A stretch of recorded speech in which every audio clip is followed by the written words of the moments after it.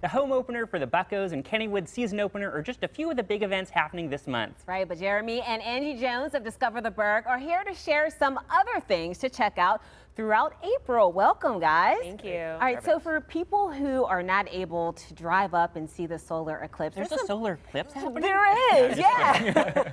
There's some things that you can do right here in Pittsburgh. Yeah, so there's actually a lot of cool events happening themed around the eclipse. So there's the Science Center is having some special programming during the eclipse, as well as there's a meetup in Riverview Park. So that'll be really cool, and also a ticketed event at a new space-themed bar, Space Bar, downtown in Market Square. Boaz has been there. So. Yeah. We met there, actually. Yeah, so that's a ticketed event, so make sure you get your tickets for that. So they're going to have some special space-themed cocktails or eclipse-themed cocktails. Yeah, so. but a lot of other places are announcing Eclipse things coming out over the weekend too. Like I think I saw Bethel Bakery is doing Eclipse cookies. 11th Hour is releasing a special beer. So like check social media because there's going to be a lot of cool like Eclipse things coming out, I think. Oh, that's cool. Are you guys driving up to see? My mom lives in Cleveland, so I think we're going to try and go. But if the traffic looks bad, we're just gonna stay here. That's a tough part. Yeah, it's a tough call. Well, let's talk about flowers. I know you're a gardener as well, so this is sort of a good time to start seeing wildflowers. Yes, there's two places in the area that I absolutely love for spring wildflowers. The first is Raccoon Creek State Park. They have a wildflower reserve. It's like 300 and some acres that has apparently like the most diverse collection of plants in the state. Whoa. I was just reading it's like 700 plants that they've like cataloged there. And around mid to late April, the trail there is just stunning with wildflowers. It's one of the most beautiful hikes that I've been on. I don't know if you have these spring ephemerals in your yard, but like bloodroots just starting to come up, and just like there's like native orchids you can see. It's so cool. Yeah, it's a great trail, but on that one, they don't allow dogs, and I would be careful if it's rained like a lot now because some of the low-lying areas get muddy. Yeah. The second trail I really love is the Trillium Trail in Fox Chapel. Love that It's trail. another small protected reserve that when it peaks, mid to late April, the Trillium that's there is just astounding. But it's hard to predict when it's going to peak. But I'll be going next week to get a preview, and I have friends that have gone, and they said it's not quite, but mid to late April is what I'm guessing. Okay, cool. Yeah, we have some amazing trails I know, there's so many. in the Yeah. Pittsburgh area. All right, so I see we're having buggy races. We're not talking about Bugs Bunny, right? This is a No. different type of buggy. Yeah, so if you guys don't know about this, so this is a special thing at Carnegie Mellon University. This is happening next weekend. So the finals of these races are on Saturday, April 12th. So this is sort of in conjunction with their reunion weekend, so they have a big carnival event.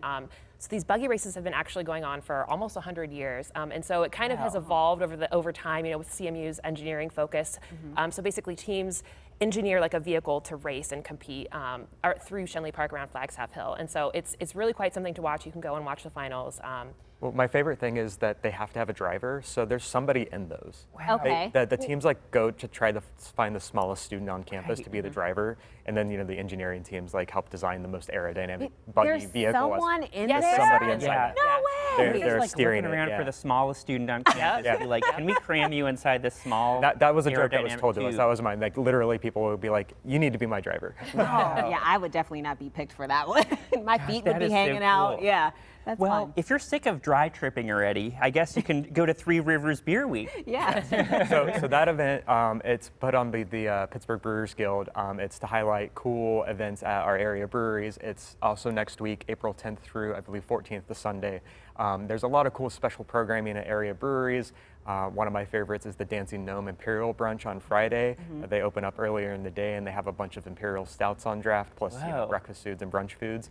I think Abjuration's doing an ice cream social. Grist House is bringing back Makes the me Brewers nervous seeing Olympics. beer in those sort of like chemistry classes. Yeah, over there. so that's Abjuration. They're open source. They share their recipes, and everything's in beakers. And we're chemical engineers by education, and I love that. Yeah. I feel like I'm in science class, but I can actually drink it. But there's gonna be a lot of cool beer events next week, and it starts on Angie's birthday, so she's super excited. It's like a gift that the breweries have. Well, awesome. Yeah, happy early birthday, Thank you. too. Thanks. And one of my favorite locations in the city, Mount Washington, has a really new cool spot to eat. Yeah, so this is a sushi spot right on Grandview, Otaru. So we're actually going to check them out soon. One thing that's kind of interesting about Grandview restaurants is that they don't really change a lot, right? Like there's institutions like Monterey Bay and Lamont, and they've been there forever, and so it's really cool to see a new spot with a view popping up there. Sushi with a view on Mount Washington with some sake, You can't go wrong with that. All of my boxes.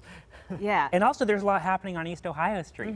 Yeah, so as Northsiders, we're super excited about a lot of the new development that's going on there. So as you may know, Allegheny City Brewery, which is right now on Foreland, they're building a new tap room that's going to be big and awesome right on East Ohio Street.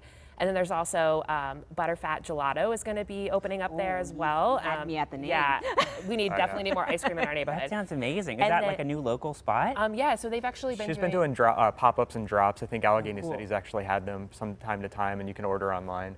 And then the other restaurant we're really excited for too is Raphael. I cannot pronounce- Vencio? Vencio, Yeah. sorry.